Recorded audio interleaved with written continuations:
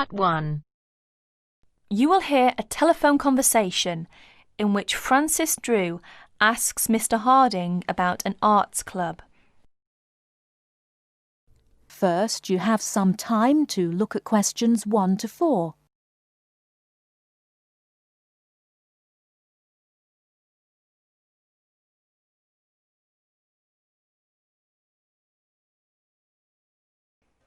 Hello. Hello, is that Appleton 363? It is Harding speaking. Oh, I'd like to speak to the secretary of the arts club. Yes, speaking. Oh, hello. My name is Francis Drew. I just moved to the area. My classmate and we'd be interested in joining the arts club, but we'd like some more information, really. You know, about joining and the sorts of activities you do. Yes, well, what you want's our calendar. Ask at the library. I'll make sure that there are plenty there by Thursday. That's all right for you? Yes, fine, thank you. But would you mind telling me how much it costs to join?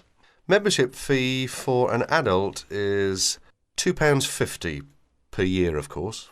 What exactly does club membership entitle one to? Entitle you to? For a start, there's the club events. You get invited to them, of course. They're for members and only they are free. What sorts of events are there? You'll see what they are when you get hold of a calendar. But, well, there's club evening, for instance, once a month, usually Wednesdays from 8 till 10. And whereabouts do you hold them? Club evenings, the beach pavilion. Do you know it? No, I don't think I do. It's not near the seafront, is it? No, up past the tennis courts on Park Avenue. You know where that is. No, I'm afraid I don't. We'd soon find it, though. Quite good. I don't know what your interests are. Music. Got any musical talents? I'm not sure about talents exactly. I like music. We both do. Do either of you sing? Oh, yes. We've both been in choirs. Well, there you are then. The club's got a very fine choir. Very fine. I'm in it myself, as a matter of fact. We have practices every Friday evening. And it's no good just thinking of joining if you can't make the practices. Before you hear the rest of the conversation, you have some time to look at questions 5 to 10.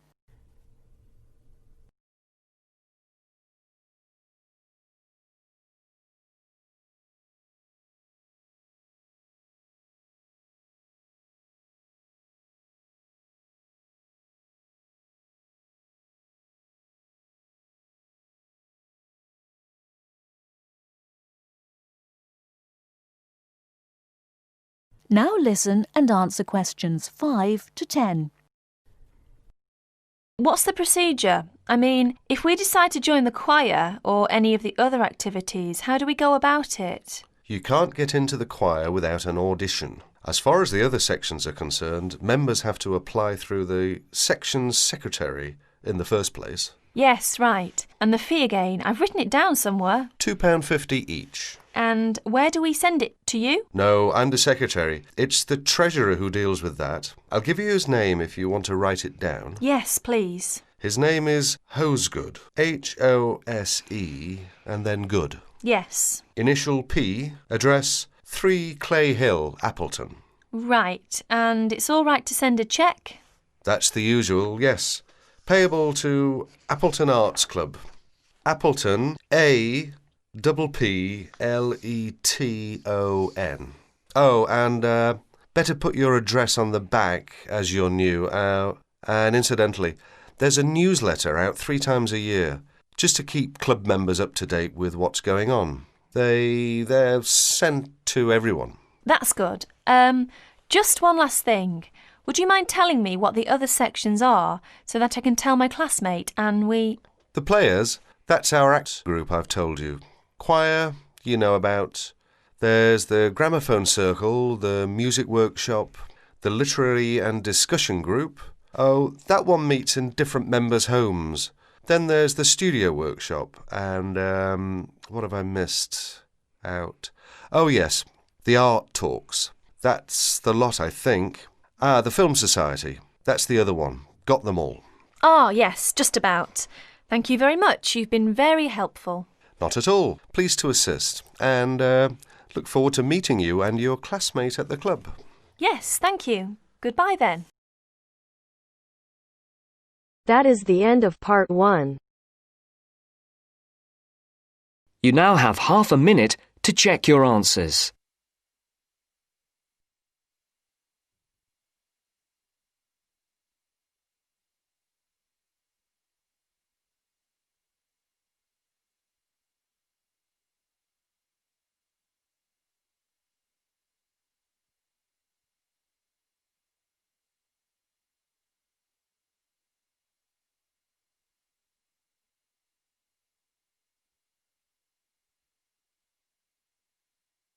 Now turns to part 2. Part 2. You are going to listen to a conversation between two students and a tutor. They are talking about essays. First, you have some time to look at questions 11 to 15.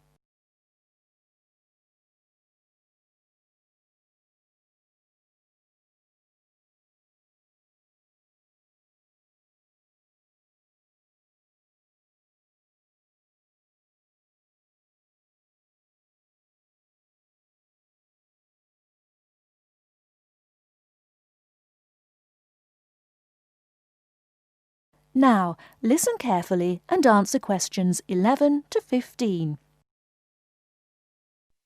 So, Pamela, here's your essay. And, Carl, you've already got yours back. Anything you want to ask or any comments? Can you just go over again for us how the marks for our essays go towards our final grade? Well, over the year, you're meant to write 5 main essays for this course. Yes. And each essay's marked out of 20, which gives you a total of 100 marks. Yes. This coursework makes up 50% of your marks for the year, with the other 50% coming from the written exam. Right. So the 5 essays contribute to 50% of our final grade for the year? Yes. You gave me 18 out of 20 for this essay, which gives me a total of 9% towards my final grade for the year. And I wanted to... And with 14 for this one, I've got 7%. Yes, Pamela. Does that clarify it? Yes. Yes. We did have it explained to us at the beginning of the course. When? In the first tutorial. OK, I think we'd better move on now. About your last essay, have either of you any questions or comments? Before you hear the rest of the talk, you have some time to look at questions 16 to 20.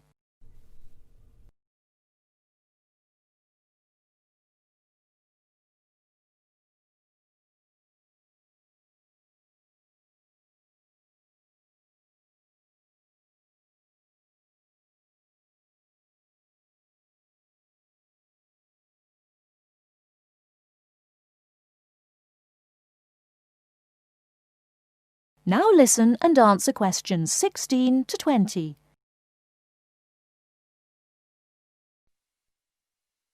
You gave me 18 for this paper. What was the big difference between this piece and the previous one? I actually thought the first one was better. Well, there was quite a marked difference. Really? Yes. It looked as if you had actually done quite a bit of research. You had quite a lot of relevant examples, especially on the historical side. You even found some information that I was not even aware of. Your sources were also very sound. And on top of that, your answer was very well organised indeed, and the writing style was very elegant. Oh, thank you very much. I must say that it was the best piece of writing for a paper that we've seen for quite some time. I have to say, though, it took me a very long time to put it together. How long? At least 2 weeks. But it was well worth it. Can I just ask you if it's possible to rewrite the first essay of the term? It's really brought my average down. I'm sorry, but it's impossible. Is there no way to do it? I'm afraid not. OK, right. I'll just have to try to do better than average on the others. And Pamela? Well, to be honest, on the whole, I'm happy with my marks. Again, your research was very good. And you gave quite a long list of source material, which was very good. I spent quite a lot of time on this essay, more than the others. Well, again, it shows. What about the organisation? I was a bit worried about that.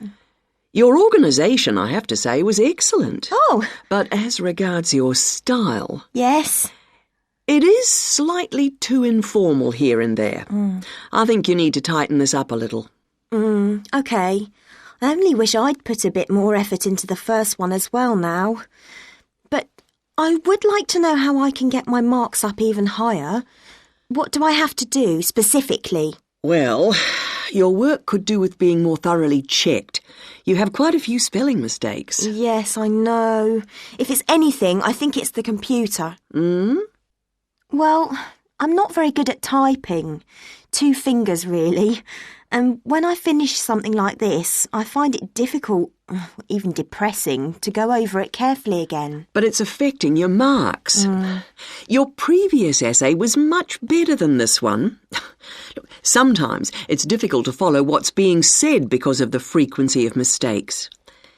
A couple of years ago, the university authorities would have been more lenient, but now they're very hot on presentation and have been coming down heavily on things like grammar and spelling.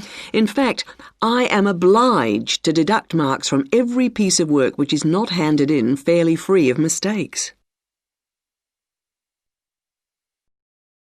That is the end of part 2.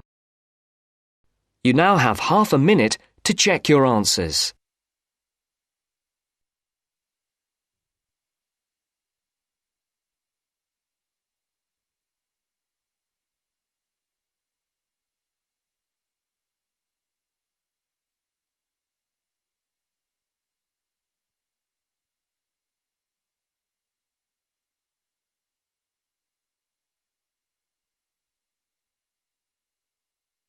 Now turns to part 3.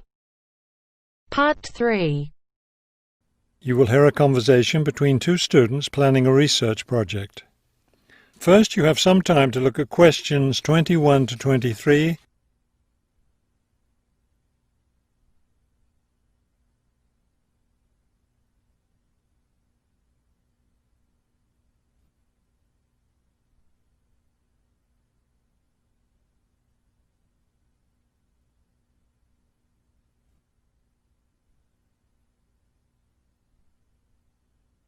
As you listen to the first part of the conversation, answer questions 21 to 23.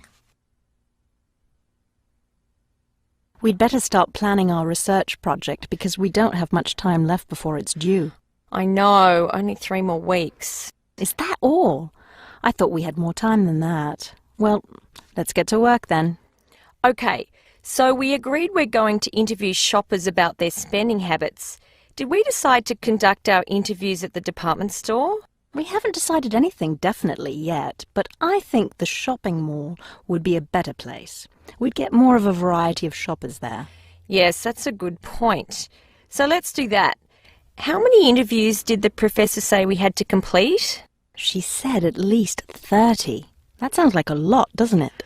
Yes, but if we divide it up between the 2 of us, that's just 15 each. That's not so bad.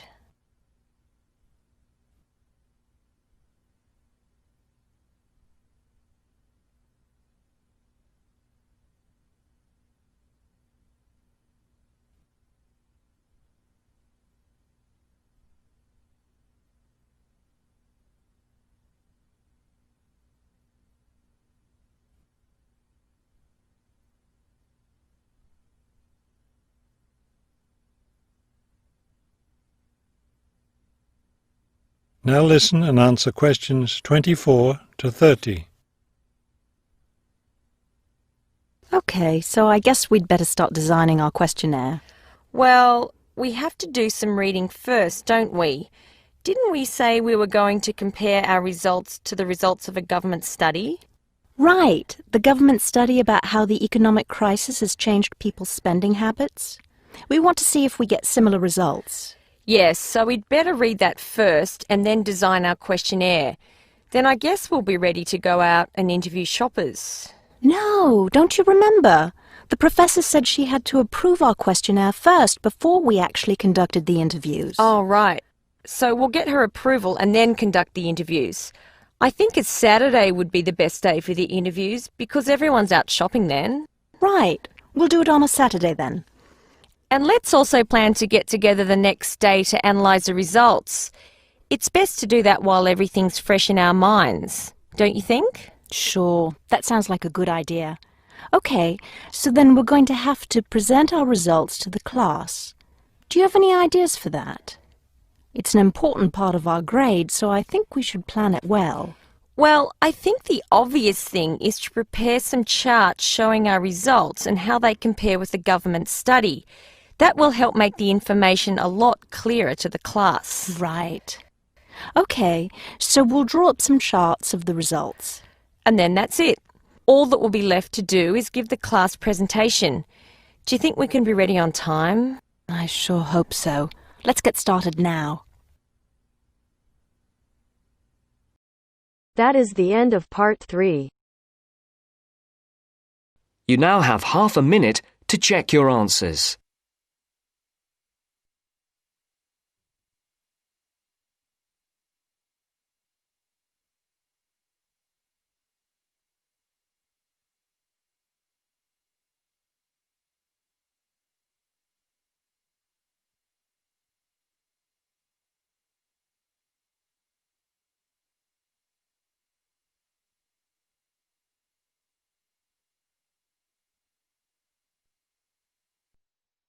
Now turns to part 4.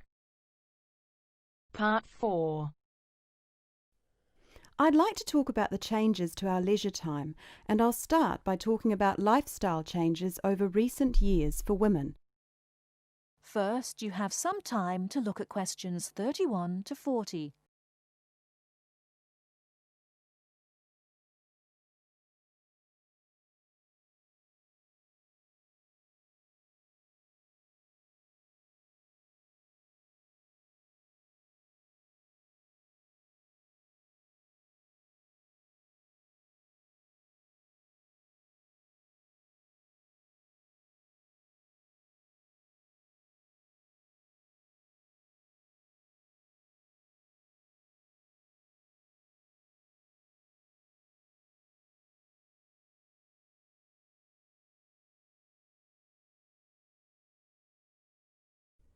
Now, listen carefully and answer questions 31 to 40.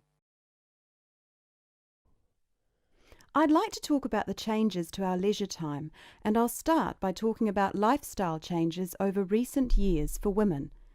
As we all know, the wife and mother of the family has traditionally been responsible for organising and completing household tasks for the family. However, particularly over the last decade or so, we have seen a greater number of women continuing to work after marriage and returning to work after having children. This has significantly reduced the amount of time available for household chores. The result is that nowadays the majority of people own and regularly use products such as dishwashers or microwaves. The modern family often considers hours spent on cleaning and cooking as a waste of valuable time, and generally we are all interested in finding ways of reducing the number of hours we need to devote to such tasks. While washing machines have long been thought of as necessities by families, nowadays so too are microwaves and dishwashers. These goods can drastically reduce the amount of time we need to spend running our home and increase the amount of time available not only to go to work, but also to spend on leisure pursuits. As society develops and we become richer, we put more value on our leisure time and our possessions. The richer a society, the more demanding it becomes. People are no longer happy to work long hours for little return. Expensive holidays, expensive clothes and cars all become more important the more materialistic the society in which we live. Acquiring things and joining the race of acquisition means that modern society spends a lot of time and money purchasing unnecessary goods. Although expensive and persuasive marketing techniques are partly responsible, the demand for such goods often comes from young professionals, those with the money to endlessly upgrade things simply because a better model is made available. Our obsession with the newest and best products available, while good for the economy, can also have a negative impact on the environment. It is not appropriate to overproduce appliances and overuse electricity to keep these unnecessary appliances operating in our homes. We often forget about the damage we have done to and continue to do to the environment. Others opposed to the overuse of appliances and technology also argue that from a social point of view, over-reliance on gadgets means that people are losing the ability to be creative. Traditionally, it was considered an enviable skill to prepare meals night after night for our families. Nowadays, women are more likely to gain approval from others for their success in their careers than their ability in the kitchen. Along with microwaves have come ready-cooked meals, pre-washed vegetables, and our reliance on takeaway food when we are too busy to cook it ourselves. While there are obvious advantages and disadvantages to our increasingly active buying behaviour and changing wants and desires, it is likely that our desire to purchase labour-saving items will continue, so it is therefore inevitable that production of such goods will increase. We can only hope to educate ourselves and our children to buy goods we need, not just goods that are available, and we must also consider their environmental impact. In short, moderation is the most important word for the future. I thank you very much for coming today and listening. That is the end of part 4. You now have half a minute to check your answers.